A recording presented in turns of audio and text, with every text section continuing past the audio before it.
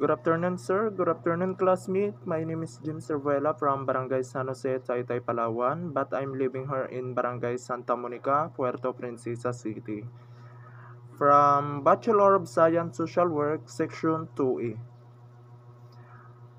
My learning about the Module 1 to Module 3 about the domain of social work practicing. The practicing domain is divided into 6 areas. Areas 1, direct practice. Area 2, service management. Area 3, organizational development and system change. Area 4, felicity. Area 5, research, and Area 6, educational and the professional development.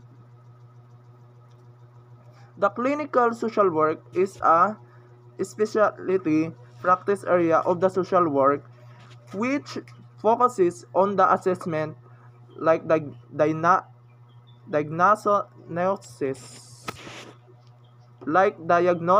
treatment, and prevention of mental illness, emotional, and other behavioral disturbance.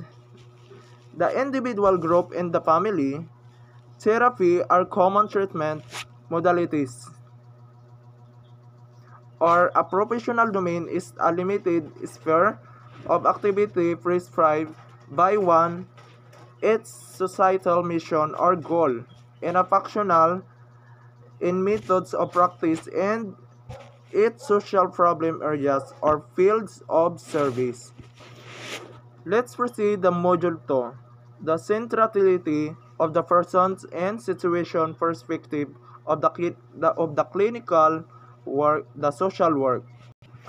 The person of situation environment. The client situation is made up of both objective external and subjective internal element. The external elements refers to the actual situation, which has an objective quality, is defined by such variables as physical characters of the client. Please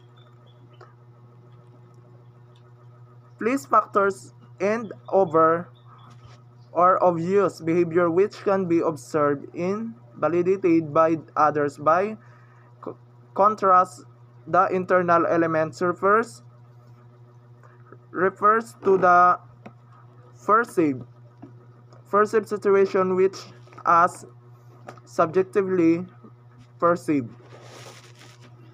Perception environment. The social environment is a network of overlapping social system of in social situation including ecological system, cultures, and institution.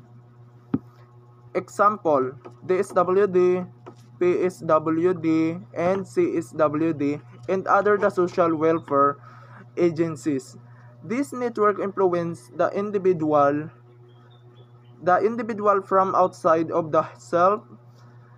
A social situation is an impinging or interrupting segment of the social environment. It is a segment that has meaning for the individual and that uniquely perceived and interpreted by him, in which he has one or more status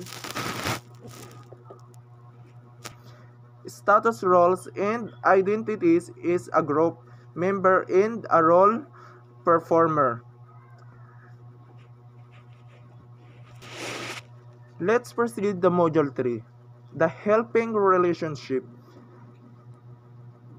The clinical process, an individual or a small group receive help with psychosocial problem or concern through the receive help with a psychological problem. The purposive action of a trained clinician, a social worker who is adept in casework and understand of clinical in the process is important because the clinician direct process and prove intervention. The clinicians agent's client with the personal attributes, their clinical skills, and explosives in the expectation of helping client reach their goal. The caring and professional helping practitioners are faced with the constant challenge of separating the professional from roles in the response. The delicate balance is expected of us who are helping to be responsive to client by active and creative use of our feelings, thought, intention, and motivates you, yet without letting them intrude or interpret it in our ability to understanding and help them, since we can react only from what is within ourselves. We must know ourselves so that our capacity for being in a relationship is increase our ability to react consciously